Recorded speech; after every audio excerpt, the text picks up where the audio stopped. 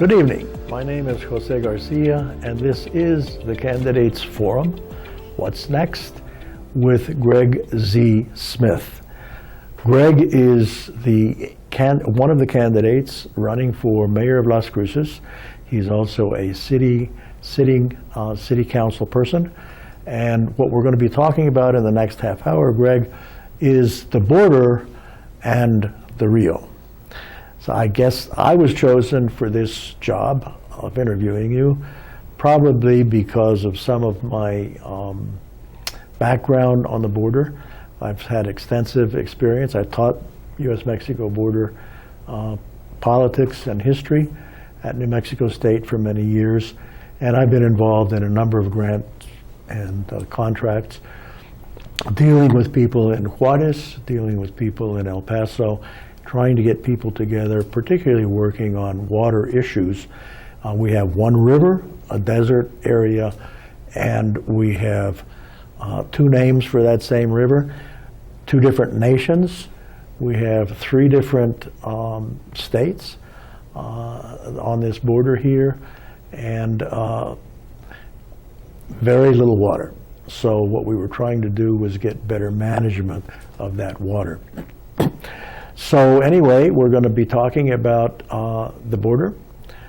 And before I get into that, I would like to point out that Greg Smith, among all of the candidates, is the only one who speaks fluent Spanish with un acento argentino, an Argentine accent.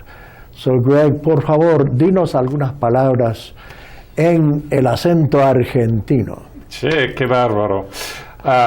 Bueno, decimos que hablamos castellano en Buenos Aires, porque había muchos italianos que vinieron a Buenos Aires y el acento de Buenos Aires, los porteños en Argentina, es muy italiano. Pero también vivimos en El Salvador y ese acento en El Salvador con español es más como aquí. Y también vivimos en Panamá, en la zona del canal, pero ahí hablaban inglés más que español. So what Greg is saying is that he's had extensive experience in Latin America. Argentine accent derives from Italian because at the turn of the century, from the 19th to the 20th century, more than half of Argentina had been born in Italy. So that's a long very interesting history in that part of the world. So let's get started, Greg. My first question is this. Does the city of Las Cruces have a role to play in the border? And before I get into that, let me maybe set the stage just a little bit, a few seconds of setting the stage. What we have today on the U.S.-Mexico border in the Paso del Norte region, which encompasses everything from Las Cruces, Juarez, El Paso, Santa Teresa, that's the El Paso del Norte region. What we have is a very interesting dynamic. El Paso is growing rapidly, caused in part by a $4 or $5 billion injection of money into Fort Bliss. As it grows, El Paso is spilling over into southern New Mexico, on the west side in particular, but also in the north. We have arguably one of the potentially the largest economic development project in the history of the state, right there. We have the infrastructure for it with the Union Pacific. You're talking about in Santa Teresa. In Santa Teresa. Right. And the maquila industry in Juarez is still growing leaps and bounds. It's doing very, very well. On the other hand, there are increasing problems. We have a serious crisis on the border caused in part by policies of the United States government today on immigration. We have a violent situation in Juarez, and we have people really wondering what's going to be the future of this border. So tell us a little bit about your vision. Why should Las Cruces be involved in the border at this time? Is this an opportunity for us, or is this a bad thing? How do you approach the border, and should you become mayor of the city, what kind of attitude do you have towards the border? Well, that's a very pertinent question, and I will tell you that we really need to start with the history. You know, frankly, there were people trading between Mesoamerica and northern, what is now New Mexico, at least many centuries ago and possibly millennia ago. So the trade path between that part of the world and where we are has long been established. And we have then the ongoing situation of the trade coming across, certainly in Santa Teresa and in El Paso at this point in time. But Las Cruces definitely has a role in that. We have family connections, we have friendships, we have business associations that are all very dependent on that trade crossing the border, and our cultural networking that goes on there. So those are all really important things. And what I would like to see us doing, part of my vision, is accepting that history, accepting that opportunity, accepting some of the challenges, but looking at that from a standpoint of, okay, so moving forward, maybe we need to be talking more with El Paso, talking more with Santa Teresa. Well, it's not actually incorporated yet, but Sunland Park, Juarez, Deming, Columbus, Palomas, doing a sort of a network of border cities, talking to each other about some of the issues that we face, but also how we can work together. There was a beautiful idea for a sort of a trans-border type of campus a couple of years it was proposed, and I would love to see something like that come into play, where we're working with all of the things that are happening in Chihuahua and in Juarez, as well as in El Paso and as well as in southern New Mexico. How are we tying those things together? How are we an active part of that? So it sounds like what you're advocating here is a greater integration of the city of Las Cruces into the dynamic growth that's taking place on the border today. And what kind of possibilities, what's in it for Las Cruces? How could we benefit by integrating ourselves more into this huge development project that's begins 30 miles down the road and includes Juarez and Santa Teresa and all of El Paso? How can we benefit from that? Well, on multiple levels. I mean, from a very simple standpoint, without putting a whole lot of infrastructure in place, we see tourism coming up. You see the license plates from Chihuahua and parts of Mexico coming up to Las Cruces in our area. So without doing a whole lot with infrastructure, we can take advantage of that piece. But we can also look at what Union Pacific has done there in Santa Teresa, what Burlington Northern Santa Fe is talking about doing on their line, which comes through Las Cruces. And so the rail aspect of that is something that can help us a whole bunch. But also from the standpoint of recognizing that, looking for those opportunities, looking at when we have what we call LEDA, the Local Economic Development Act, and also the the Metropolitan Redevelopment Area, we have some opportunities to kind of break out of the confines of the anti-donation clause in the New Mexico Constitution.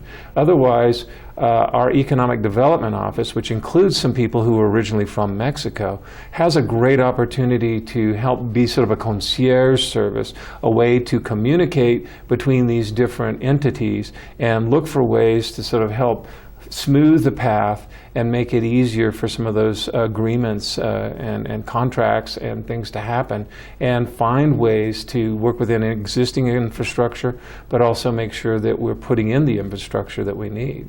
So do you think there are opportunities for the business class here in Las Cruces to get involved? And do you think the city has a role in helping to introduce the business class into what the maquila industry is like?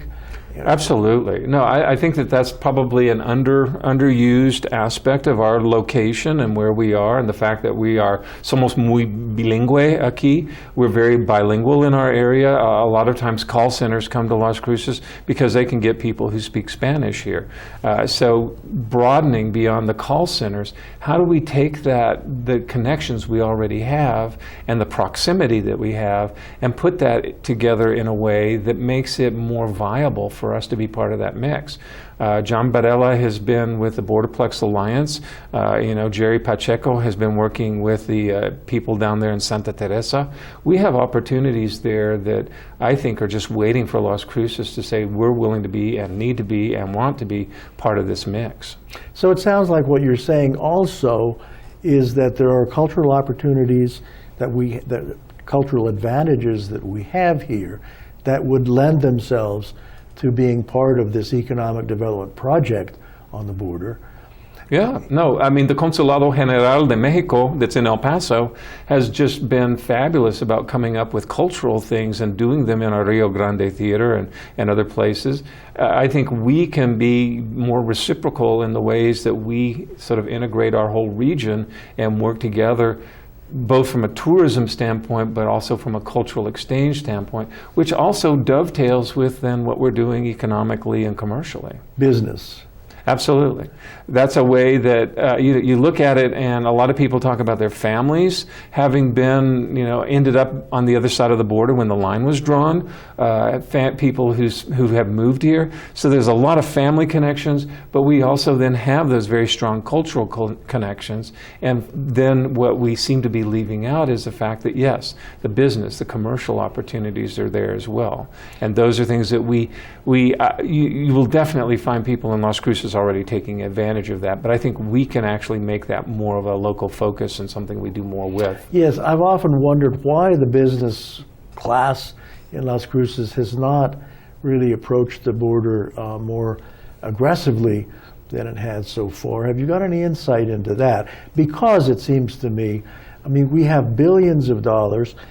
For example, every Dell computer is produced at Foxconn in Juarez. In San Jerónimo, yeah, right there on the other side from Santa Teresa. In San Jerónimo. And we have a warehouse there so that every spare part for Dell goes to that warehouse, and they have an agreement so that trucks can go and deliver just in time keyboards or other component parts that go into that.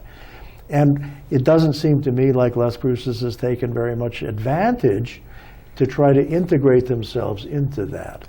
Do you think the city can help that? I think so, and one of the conversations that we've been having in recent years is actually with Dell, because they recognize the proximity of Las Cruces to what they're doing in San Jerónimo, and so Dell has been talking with us about what more could be happening here. So that's an ongoing conversation. They could be a partner. One of the unfortunate things that tends to happen in Las Cruces is we oftentimes sort of sit back and wait for somebody to give it to us or somebody to do it for us, and I think that's part of the role of mayor in this situation, is taking a more active part in promoting and saying, this is the direction that we've agreed we want to go. How do we work together to make those things happen, as opposed to sort of waiting and seeing what happens. Obviously there are times when what happens just happens, but there are other times when you have to be an active catalyst or an active participant in making those things happen. So it sounds like what you're saying is that if you were to be mayor, you would take a much more aggressive position in trying to deal with the border and uncover some of the opportunities in business, but other kinds of things as culture in the region. Yes, absolutely. We have that opportunity, and we're not grabbing it. Okay, we're going to have to take a break now. And when we come back, we will deal with more of this, and I'll ask you specifically what you would intend to do if you're mayor to help in this process. So thank you for listening, and we will take a short break and much more to come. So please stay with us.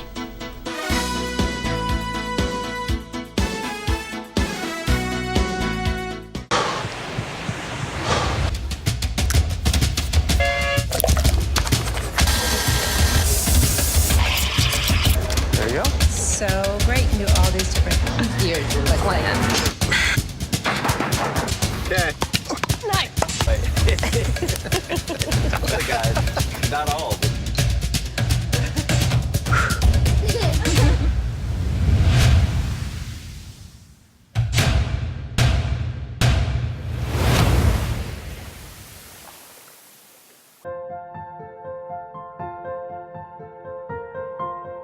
My name is Gregory Z. Smith, and I'm running for mayor of Las Cruces.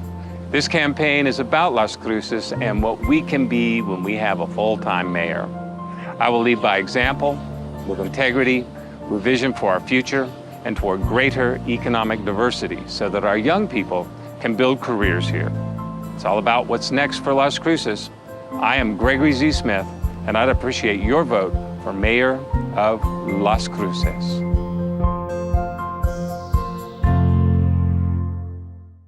Horizon Granite is here. It's here! Horizon Granite is here. We'll come to you to customize your kitchen and bathroom with beautiful countertops and cabinets. Find out more at horizongranite.com. Call us at 575-650-3180. Horizon Granite is here. It's here! Make yourself a beautiful home. Hi, I'm Ray Bamberg with Here on Earth. I would like to invite you for a free hearing evaluation to our office. We've been here in southern New Mexico for 34 years helping people hear better.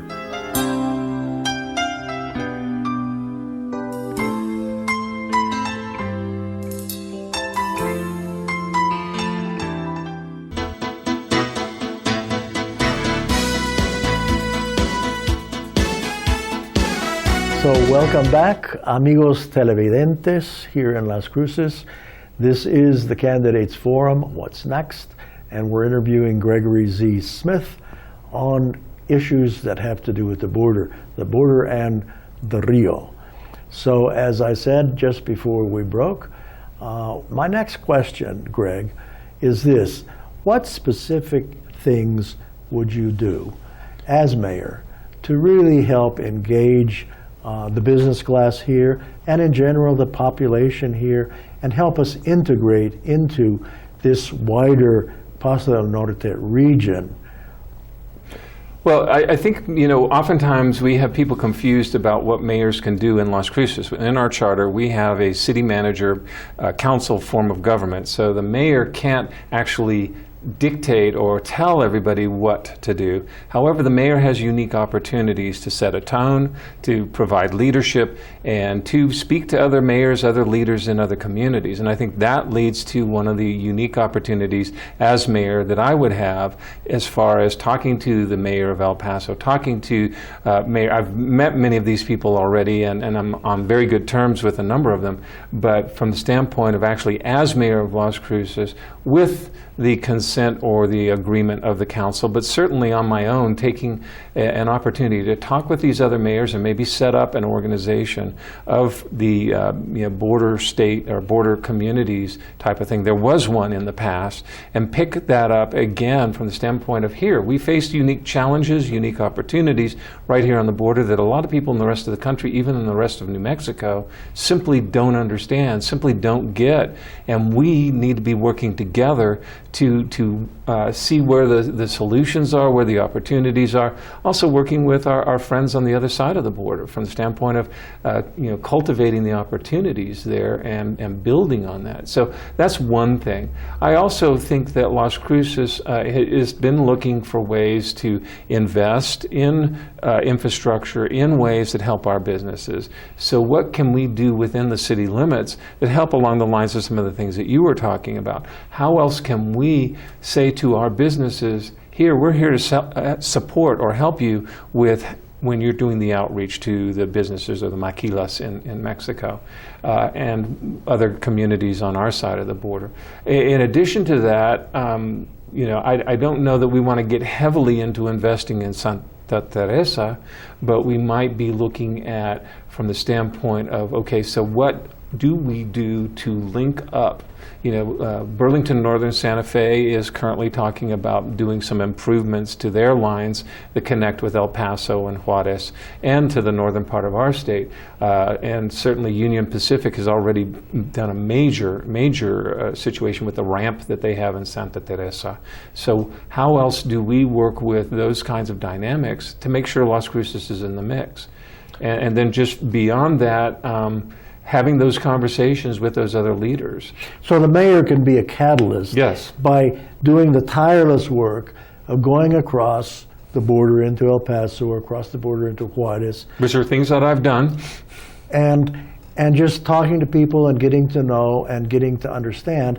So I think what you're talking about is maybe helping, through your good offices as mayor, to create a clearinghouse for information about the border, which would then give people an opportunity to explore what they might do in terms of business. Am I right about that? No, I think that's an excellent way to describe it, because I think what we've been working on with our Economic Development Office is trying to sort of focus on Las Cruces, which of course is central and important, but also what we can do to expand our capabilities there is look at, okay, so how do we work with the different border agencies and entities that are there and the other communities so that we can get more for Las Cruces and for our region out of what already is here and what we can build in this area. I think there are unique, very special, very important opportunities there. Now, is this an expensive proposition, or is this just a matter of really engaging yourself and doing it? I think some parts of it could be very expensive, but the reality is that oftentimes if you do the inexpensive piece first and you sort of lay the foundation, the groundwork, you get some of those pieces in place, and some of those just require, hey, me taking some time to go talk to Di Margo in El Paso, or to talk to my good friend Nora Barraza in Mesilla, or to Javier Perea in Sunland Park, or the various folks in other communities. Some of those things really don't cost a whole lot, and from that we can have a genesis of different things that we can do here. So parts of it, I think the initial piece is really a lot of the groundwork can be done fairly inexpensively, and then as we start getting results from that, we start having the resources actually to apply to some of the more expensive aspects of that. So again, you're suggesting a much more aggressive approach for the city to take in creating something of a clearinghouse, trying to understand better what kinds of opportunities might be there for Las Cruces. Yes. On our side of the Rio Grande, which is the Rio Bravo in Mexico, and in other parts of our state, sometimes it gets called the Rio Bravo as well. But on our side, I think we can step up, we can provide the example, we can provide the reception, we can do all kinds of things that help increase that. And of course, we talked about the Rio Grande a little bit, and I just want to point out that a lot of times people look at the water and the fact that there's not a whole lot of water in our Rio Grande a good part of the time. But the reality is that we have a compact with Mexico. We're required to let a certain amount of money go, or a certain amount, amount 30,000 acre feet per year. We have to send that on down to Mexico. And I think that in addition to the other kinds of conversations that we've been talking about, our conversation about water is an important one that we need to be doing more of, because we share this river. Even though in Las Cruces, we get all of our drinking water in Las Cruces from our wells. So when you see the river high or low or whatever, that impacts agriculture in our part of the world. It doesn't impact the water that we have available to drink. And we have a great new treatment processing lab that actually got opened up earlier this year, from the standpoint of making sure the water that we get out of the wells is drinkable, but also making sure that the water that's available nearby to other communities is also safe. And so that's a commitment we've made to our community, and I see that as water is so critical to what we do, that can be an additional conversation point with the other people in our region. A lot of us share water from the Mesilla Bolson. That's a very complicated issue, because you have the Mesilla Bolson, you have the Hueco Bolson. They're both going to be running out of water pretty soon. Carlos Slim is already using a straw to drink water on the San Jeronimo side of it. It's a complicated thing, sure, but it's also terribly, terribly important that we understand. And we talk to each other. We've got to. Oh, and Las Cruces is in the unique and really safer position of having access to the Jornada aquifer. So we actually have water that, hopefully the Mesilla Bolson won't run out anytime soon. But if we are running into dire circumstances there, Las Cruces does have that other access. Okay, well,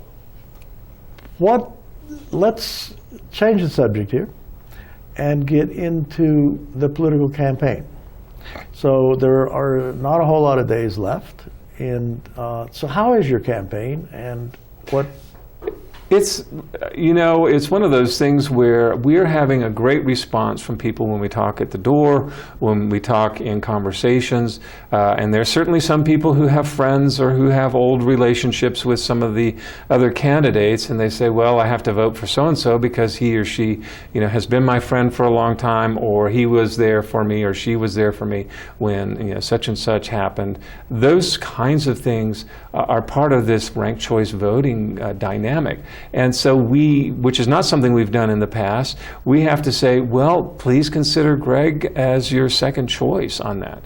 I certainly would love to win the simple majority, the 50% plus one that it takes to get it on the first cycle, and just say, you know what, we had enough first choice votes to get it on the first cycle. I would love to win that way, but the reality is with 10 people running, we're probably going to need some second and third choice votes as well. So what do you think is turnout tends to be low in these elections. What are you expecting in the way of a turnout? Well, we traditionally have somewhere in the neighborhood, the mid to high 20% turnout of registered voters in years with mayoral races. Santa Fe last year, when they used ranked choice voting, actually saw a 12% voter increase. So we might very well see into the 30s or even into the 40% turnout for this election because of ranked choice voting. So I'm hoping that we get a significantly higher voter turnout. I hope that the voters at the end of that process see that ranked choice voting has helped them actually be a part of that process in a way that actually gives a dynamic mandate to the next mayor and the councilors. And so finally, how can people help in your campaign? Well, I think we just have about 1 minute. 1 minute. Then very short, gregzsmith.org. Go to that website and look there. There's all kinds of information about my positions on various issues, but there's also ways that you can help donate. So that's the short version of my name, Greg, no capitals, Z, no periods, Smith, and then .org. Check that out, and certainly contact me at 575-202-5654 if you need to talk to me or if you have ideas or concerns. But thank you for watching.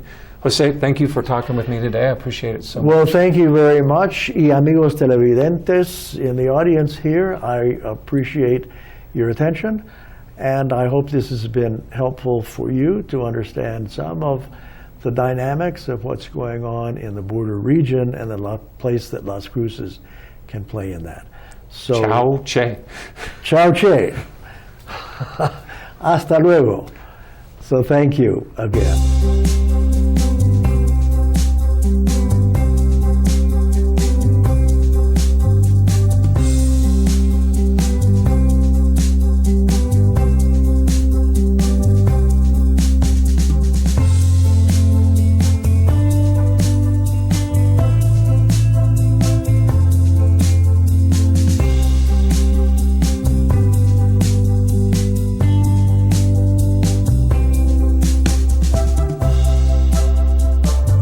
I'm Gregory Z. Smith, candidate for mayor of Las Cruces, and I approve this message. Sylvia Comunez, Treasurer.